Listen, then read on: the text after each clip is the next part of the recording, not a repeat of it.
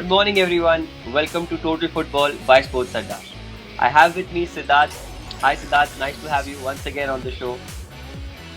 Thank you, Yash. It's always a pleasure, man. And it's extremely fun. It is fun, and you have been an excellent predictor so far. You know, 3 wins for you yesterday. England winning 1-0 against Croatia. You predicted it like a 1 goal deficit win. And the second game was a 3-1 win for Austria versus the debutants North Macedonia, which, it turned out how everyone expected it to be.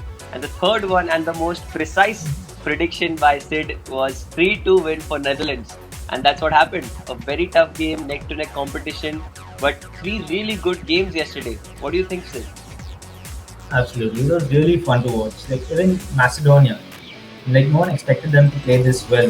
Even Pandev, with his age, he was the scorer, stepping up for his country. England, a little edgy, but yes, they did manage to grind out the win. A lot of clear-cut chances for Netherlands as well. But in the end, it turned out like how a Dutch fan would want it to happen. So that's what it was yesterday. Now speaking of today's game, we have the first game: Scotland versus Czech Republic.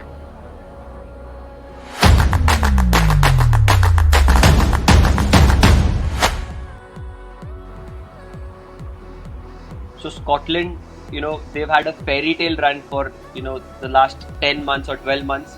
Sid, what are your thoughts on this Scotland team and how they've come up the ranks and are featuring in a major tournament after so long? Yeah, absolutely. Scotland have built up slowly yet steadily. And as you said, it's their first major tournament, after the 98 World Cup. And if you see Yeah. the Euros, the last Euros they participated was in 96. So a lot of pressure on them to perform, but, a steady build up to this. The last time they qualified, Sid, for a Euro competition in 96, Czech Republic were the finalists of that year. So Czech Republic also having a lot of experience in the Euros, if we talk about, and they've given some great players, in the history of their footballing career. So what are your thoughts on the Czech Republic side? Because they're always the underdogs in any tournament they go, but they can upset the big teams. We've seen it in the past. Yeah, absolutely. So they've actually won the competition earlier, in 1976 when they were part of Czechoslovakia. But as you said, losing 2-1 to Germany in 96. Germany. So yes, they Yeah. do have history over here. So, if you speak about the head-to-head matches between these two teams, if you look at here, last 5 matches, Scotland have won 3 and Czech Republic have won just the one game. What does this show and what do you think of this? Because Scotland are not the best side on paper, but they are a good bunch of talented players who have come together and have set up, because Andy Robertson, as we all know, the workhorse from Liverpool, he's leading this side. And now when you look at this team, you don't see any big names. No Gareth Bale or no something like, a Wales has, or probably a Lewandowski for Poland. But all young, talented players. And the way they've come up through the ranks, like I said earlier, what do you have to say about their growth in the last few years? True. So Scotland, again, as most other countries, are building through the national grassroots systems. So the Scottish Premier League has been a breeding ground for them, and the English Premier League has been where they've been venturing out to and gaining experience. Be it Andy Yeah. Robertson, Scott McTominay, or Tierney. Recently, I think 2 years ago, coming to Arsenal from Celtic. But even over there, at that very young age, he was captaining the side, and a lot of them have been gaining international experience through moving to the other European leagues. Sir, speaking of experience, if you look at the graph here, it shows that Andy Robertson has just played 45 games and he's the most capped player. So you can see the inexperienced experience in this team at the international level. And if you look at the Czech Republic, Darida has played 72 games. That's almost double of what Andy Robertson has played. So do you think the experience at international level matters a lot when it comes to a platform such as this? True. As I said earlier as well, playing with your Premier League team or any league team, you're playing there day in, day out, you're practicing with them. But the international fixtures are a completely different ball game. Yeah. Playing with a consistent team is very difficult over there, unless you're a side like Spain during that golden period, wherein all of them were playing consistently together. The core of the team remains the same. Yeah. But in international matches, you keep having those changes. Now, if I see, Czech Republic or Scotland, they have to churn out different kinds of players and formations. And the older generation moves out, a very young generation comes in, and it's up to the coach to build a team spirit over it. Sid, a very important question that I had for you was: do you think these countries who have very underdogs or underrated teams in the world, like Scotland and Czech Republic, like we're talking about, do you think they have a set game plan when they come to tournaments such as this, or do they play according to their oppositions? Because when you are a Germany or a Spain, you are the ones who will dictate the game. But when it comes to True. teams who are termed as underdogs or a very underrated side like these two, do you think they will have a game set plan, or will they just come out according to the team and just mold their game that day? So they won't always mold their game around the team that's in front of them. Being underdogs, you tend to sit back and hit on the counter, because Yeah, if you can't win, it's better to take a draw out of these matches. They're qualification matches in a group. You have 3 games at most. If you're able to hold on to a draw and maybe churn out a win, it enhances your chances of moving forward. So they take the cautious approach and try hitting on the counter. And at the same time, they have a lot of freedom within them, because they are underdogs. They know it. They have nothing to lose. So when they hit on the counter, they have no, nothing holding them back. exactly. A good point there. And Sid, what are your thoughts? What's your prediction for today? As you have been so accurate in the past 2 days, so what's your prediction for this game? So for me, I think this is going to be a draw, because both teams are going to try and hit on the counter. But defensively, both teams do seem to be stable. Be it Scotland or the Czech Republic. Amazing. This is the first prediction you've made which will be ending as a draw. And I'm Yeah. sure most football fans would be just feeling, no, we want a win, because everyone wants to see goals scored. So that was the first game from Sid and myself. Now talking about the second game, it's Poland versus Slovakia.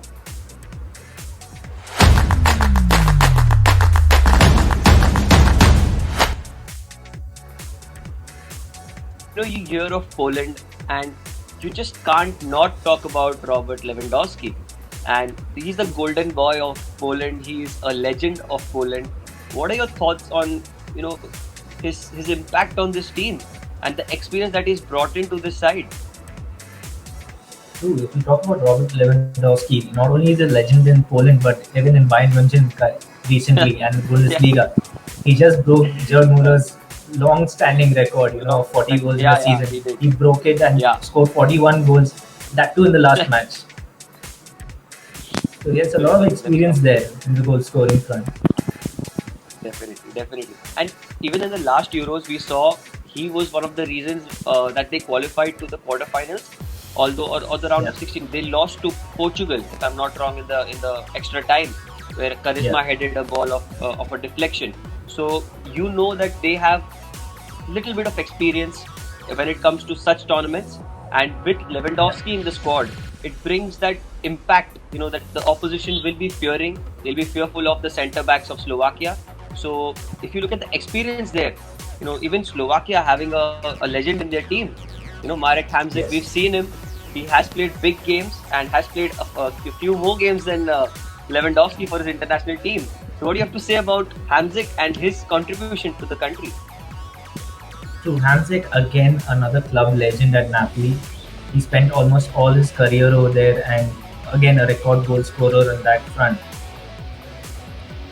So Hamsik will bring a lot of experience, but some people are saying that he is on a bit of a decline, leaving the Italian Serie A and moving to China.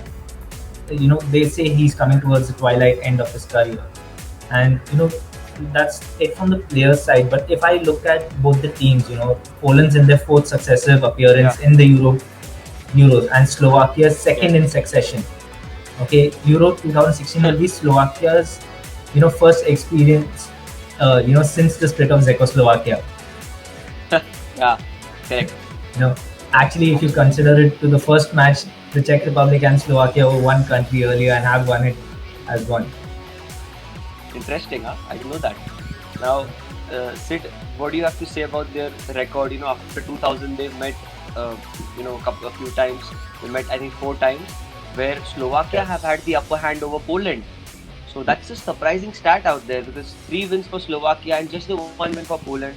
And the best part is there have been results of all the games that they've played. So it's never a stalemate when Yeah. these two are playing. So what do you have to say Absolutely. about the approach of these two teams here? Not only actually post 2000. Actually, if you go a little further, they've met 8 times. Okay, and Poland has recorded 3 wins while Slovakia has won 4. So Slovakia has the recent advantage, but they're really neck and neck over there. They are, And they are. actually, if And you see them, the both of them coming into this fixture, Poland drew both of their pre-Euro friendlies, against Russia and Iceland, and yeah, they've just won one match in the last 7. And if you see, just like Poland, Slovakia also had 2 warm-up games for this tournament, which both ended in draws, against oh, Bulgaria and Austria. So oh, Slovakia wow. has a bit of an advantage there, being unbeaten in 5 matches compared to Poland, Yes. but it's going to be neck and neck with these two. And Poland have lost 5 out of their 6 major games the last time around, is Yes, what I've got to know. And that's a big stat to have because you're playing in a big competition, and when you play here, there are a bit of nerves, and you understand that playing at the biggest level, highest level of international football, the best players play in this league in the tournament. So there'll be a bit of nerves, but Poland have good players and have good quality in them. So they would want to come out victorious in the first game because they would think Slovakia is an opposition that they would enjoy playing in the first game, rather than playing a big side. Slovakia is a yeah. better opponent for them in the first game, don't you think? True. For Poland, it is a bit of an advantage playing against familiar opponents, but you know, Yeah, we want to see a lot more from this game. And with Lewandowski and Hamzik in the teams, we will have a lot of players to watch out for. But apart from these two, there are a few others that we'll have to see. Uh, Milik and others have been missing from the Poland squad because of injuries. Piatek as well missing out this tournament. So they're a little short on the front line, but Zelenski in the Polish team will have to provide that extra attacking threat. And from the back line, Wojciech Szczesny, who's a Juventus keeper currently, yeah, playing for one of the biggest teams. And actually, for him, good keeper. facing a Ronaldo, Morata, everyone day in day out during practice is going to help him. So hopefully that gives him a bit of an edge in the tournament from a defensive standpoint. And if you see from the Slovakian side, okay, Skriniar currently coming in, winning the Italian Serie A with Inter. Okay, he's going to be tasked with marking Lewandowski. So big Yeah, weight on his shoulder and big responsibility for him. And for Slovakia, another attacking threat will be Duda on the right, I believe. yeah, So yeah. not a very known player, but I think he's going to be one who provides an extra width and delivery to his teammates. Yes, and like you said, these 3 players will be the players to watch out for in the Slovakian team. But I think, and I'm sure everybody thinks that Robert Lewandowski is the man who's going to be scoring the goal if Poland have to, because he does nothing wrong. Whatever he touches turns to gold. As you said, he's broken the record of the Bayern legend. Now he is breaking every record for fun. So, what are your predictions for this game? Because it seems pretty one-sided for now, but we don't know what can happen. But what are your predictions, Sid? True. So for me, it's going to be a narrow win for the Polish team, either 1-0 or 2-1, and obviously you bet on Lewandowski to score. Of course, Lewandowski to score. Everyone watching this, fantasy captain Lewandowski, go ahead. Because Sid is not wrong so far. He's been right and bang on. I still remember the Lukaku brace that you predicted. So you're doing fine, just fine. So it's a 2-1 or a 1-0 win from our expert. So moving on to the third and final game. I think one of the best games out of these 3. It's Spain versus Sweden.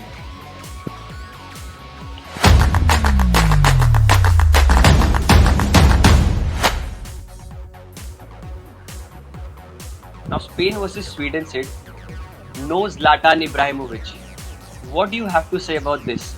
It is like, I think the only player that I feel has done justice to his country at any level is this guy, and the persona that he has on and off the field. What are your thoughts on this man and the absence that he's going to be, the void that it has to be filled by the other Swedish players? Yeah. So there's a lot of pressure on him, because he is the Swedish legend and everything revolves around him. Not only in the Swedish national team, he has that persona about him that everything that he touches will be good. When he actually moved to LA, he put out an ad in the newspaper saying that I'm here. Now that's the kind Yeah, of confidence you want from any of your strikers, okay? And of he's just course. an enigmatic figure, and everyone adores him, even though he's maybe you will say a little cocky, but he does Yes. deliver the goods, and he'll be a big miss for Sweden. In fact, he'll come out of retirement for them, and he'll be kicking himself for missing out. Sid, speaking of missing out, even Sergio Ramos has not been picked. He is the most capped player for Sweden, sorry, for Spain, in the history of it, and he's played a lot of international games in competitions. And if you look at his record, he has won three big trophies, and he was one of the most detrimental part of that 4 year golden period that Spain had. So, what are your thoughts on Yeah. him missing out? And surprisingly, no Real Madrid players for the first time in the history of Spanish football, no Madrid player has been picked up. So is this Luis Enrique's way of saying I'm still a Barcelona coach in his mind, or what is it? Yeah, probably that. But I think for his country, he's going to keep club rivalries aside. But a big surprise having no Madrid players. But I think even from the Ramos side, he's trying to pull away from that era of the two Euro and one World Cup win, World because Cup. he believes Yeah, that the new next generation has to come in and step up. You can't rely on the older generation too much. you know with age, he needs to culture his center backs thrive on experience, and if his center backs do not get to play together, it's going to be very difficult in case Ramos decides to retire. So he thinks he's going to breed his center backs, and obviously yeah, they're all capable. If you actually see Laporte, who the Man City centre back, he's actually changed his international alliance. He was a yes, French youth player, and he has moved to the Spanish team. So a lot of exactly. expectations of him as well. And just like you said, the players to watch out for, one of them would be Laporte.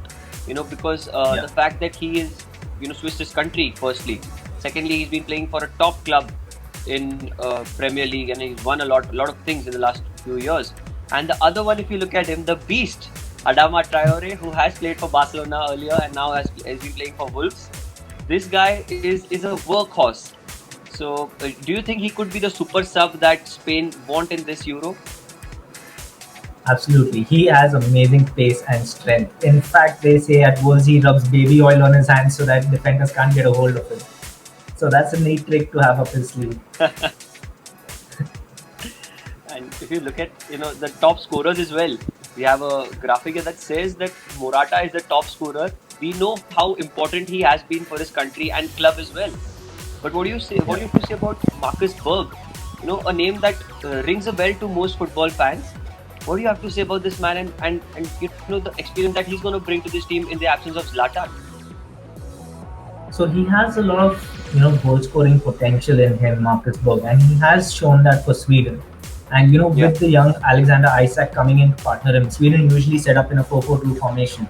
So Isak being the anchor man with him, okay, is going to bring a lot of threat to the Swedish, arrow. So I expect them to score a few goals amongst them. And even with Alexander Isak being linked to big teams, even Barca. So there's going to be a lot of to and fro over there. Sid, do you think it's a very, I don't know how to put it out, this is a very expert question, like for an expert. Do you think there is a way to, people have found a way to break the tiki-taka, but do you think there is a way to, break this Spanish team? Because I don't know if they're going to play that same game. The team has changed, as you said, over the years. There is no Yeah. Fabregas, there's no Xavi, Iniesta. The team has completely, it's a completely new side and an inexperienced side. Yeah. But do you think Luis Enrique would try to replicate something that has been the culture of Spanish football, the keeping the possession, making short passes, no third man runs, nothing like that, just proper basic tiki-taka football? Do you think we would see more of that from Spain in this tournament, or there would be a completely different tactic as to if you've seen the World Cup, the Premier, this UEFA Euro qualifiers? Sorry. So I think the basic agenda is going to be the same: slick passing, no unwasted or wasted passes rather. Okay, they're going to be compact. They have recently struggled against defensive teams who have sat back. because they're missing the Xavi Iniesta's slick pass that tears through the defense and gives their attacker a chance.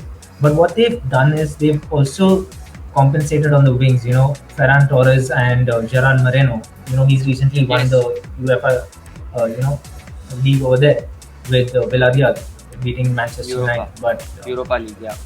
yeah, so they're going to have a lot of width for them. So Morata is going to be a target man for them, but again, he's not very imposing as a centre forward. So that's where the Swedish centre backs will feel they have a little bit of an advantage.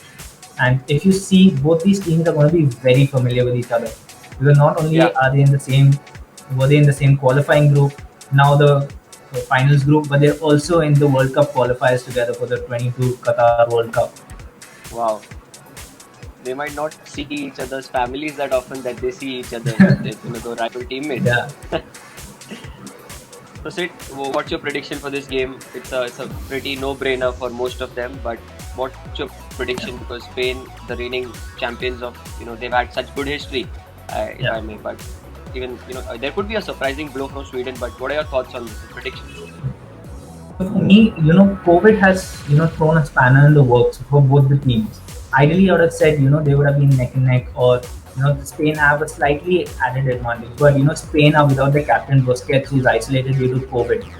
And even they had a scare with Llorente, who was maybe going to be isolated but has two negative reports. So he's going to be in contention. But if you see the Swedish team, Kulusevski, with the Juventus forward, performed brilliantly for the team. But again, he has been isolated due to COVID, and his teammate Svansberg has been isolated. So big misses for the Swedish team there. But this could end up being a very tricky match for Spain, as Sweden should be full of confidence, coming into this match with a couple of wins. And as mentioned, have been difficult, but I expect Spain to have a narrow but extremely important win for them at the start of this Euro. So maybe a 2-1 win for them. So 2-1 win for Spain as well. So our Statsman is completely right here. He's given three great predictions, and one of them is going to be a draw. Surprising for me. I hope there is a win out there for some team. The goals is what we all want to see.